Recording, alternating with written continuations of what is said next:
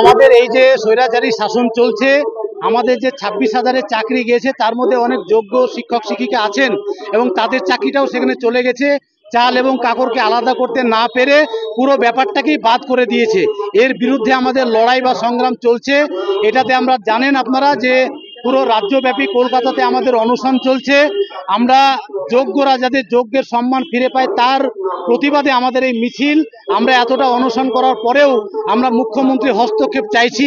উনি এখনো পর্যন্ত কোনো সুবার্তা দেননি, আমাদের পাশে এসে দাঁড়াননি বা সদিচ্ছা প্রকাশ করেননি। এরই প্রতিবাদে আমরা আজকে বেশ কিছু জিনিস দাবি নিয়ে আমরা আজকে ডিআই এর মাধ্যমে শিক্ষামন্ত্রী বা ডিআই এর মাধ্যমে president of West Bengal board of secondary education অর্থাৎ মধ্যশিক্ষা পর্ষদের প্রেসিডেন্ট এবং ডিএম এর মাধ্যমে সিএমকে আমরা কিছু বার্তা দিতে চাই, আমরা কিছু দাবি জানাতে চাই। আমাদের দাবির বিষয়টা কি?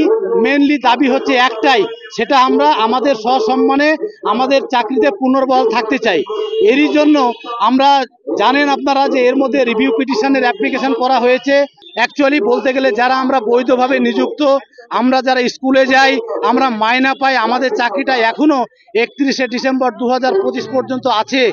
তাহলে আমাদের এই লিস্টটা যদি আমাদেরকে দেয় এবং প্রতিষ্ঠা করে লিস্ট, তাহলে এখান থেকে আমরা বলতে পারি সুপ্রিম কোর্ট বলেছে যে যাতে করে কারা কারা স্কুলে যাবে, যারা আনটেন্টেড শিক্ষক তারাই যাবেন।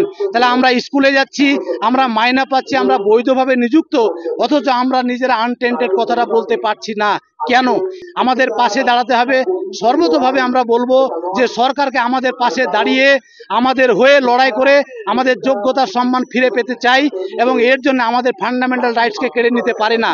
এরই প্রতিবাদে আমাদের মুখ্যমন্ত্রীর হস্তক্ষেপকে পেয়ে আমরা আজকে এই প্রতিবাদ সভা করছি এবং শিক্ষামন্ত্রী এবং প্রেসিডেন্ট অফ WBBSE এবং সিএমকে আমরা ডিআই এবং ডিএম এর মাধ্যমে ডেপুটেশনের মাধ্যমে জানাতে চাই এবং বলতে চাই এই বিষয়টা নিয়ে মুখ্যমন্ত্রী তার সমস্ত আধিকারিক বা আমলা বা সচিব তাদেরকে নিয়ে একটা বৈঠক করে যেন আমাদের সুব্যবস্থা করে দেন।